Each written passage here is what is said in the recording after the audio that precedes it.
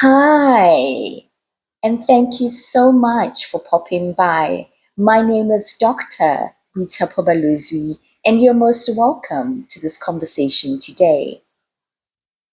Today is the start of the Davos 2026 conference. And if you're looking for an exemplar of what exclusive communication is, look no further than the annual Davos conference, which is hosted by the World Economic Forum, a non-profit organization based in Geneva, Switzerland. Now, according to the WEF, or the World Economic Forum, the organization primarily seeks to foster a spirit of collaborative entrepreneurship to address global issues and shape governmental, industry, and social agendas. Davos is also described as a platform with the power to effect change on a global scale. And some of the themes from the previous Davos conferences were something like committed to improving the state of the world. Because this platform understands the capacity it has, the influence it has, the resources it has, the reach it has, and the economic it has to influence the state of the world. And the theme for this year is a spirit of dialogue, which feels like an apt conversation to have in the current state of the world. There is clearly so much conflict and division at the moment. And this is why the conference is held at the beginning of the year to help set the mood and the tone of the year. And why am I saying that Davos is an exclusive gathering? Firstly, look at the destination at which the conference is being held. The conference is held annually and since 1971 at a rather exclusive destination in the Swiss Alps in Davos, Switzerland. Davos is known as the largest alpine mountain holiday destination and also a popular ski resort area. And if you look at skiing, in and of itself, it's a pretty exclusive and luxury sport. It's reportedly very expensive to purchase or buy skiing and snowboarding equipment. Secondly, look at the lineup of speakers at this top-heavy conference, which journalists typically refer to as an event of the elite, an elite event. It's by invitation only, and the people who get invited to this event are high-level executives, the corporate executives, the academics, the philanthropists, and of course the media to give it coverage.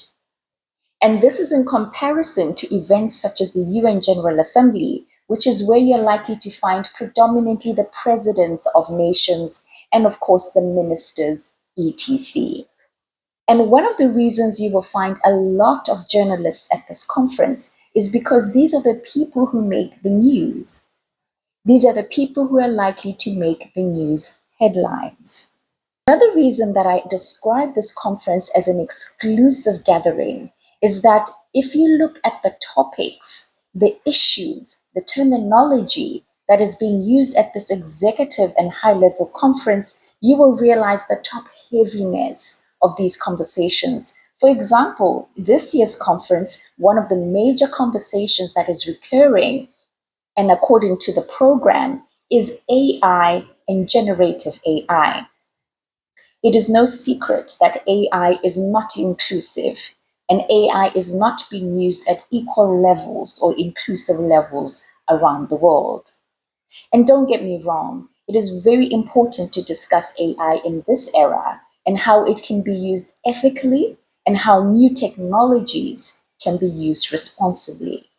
Look at the concept of inclusive communication. This is more about the two-way or three-way communication.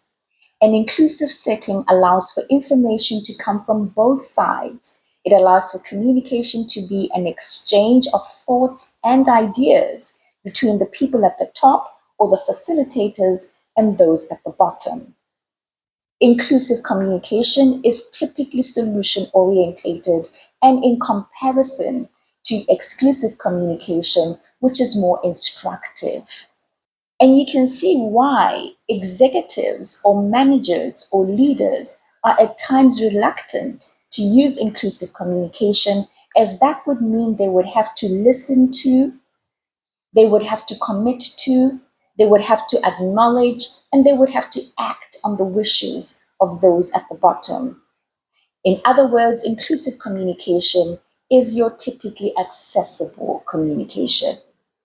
Now, if you juxtapose the exclusivity of the Davos conference to inclusive communication, you will understand why advocates believe that this conference is out of touch with reality, that this is a conference in a setting for people who are not in touch with the everyday realities that people live. Now, I am not disputing the fact that the conversations being held at Davos are absolutely necessary. I'm just pointing out what makes the conference exclusive. This year, the conference is seeking to answer the following questions. How can we cooperate in a more contested world? How can we unlock new sources of growth? How can we better invest in people? How can we deploy innovation at scale and responsibly? How can we build prosperity within planetary boundaries? Now, if you look broadly at all of these themes or these five main questions, they are applicable on country level, they are applicable on organizational levels, and also applicable on community levels. These are questions all countries should be asking themselves. These are questions organizations and communities should be asking themselves. Alrighty, my friend, I thank you so much for popping by. I hope you are having a lovely day where you are. But most importantly, I hope you're having a healthy day wherever you're watching me from. Bye.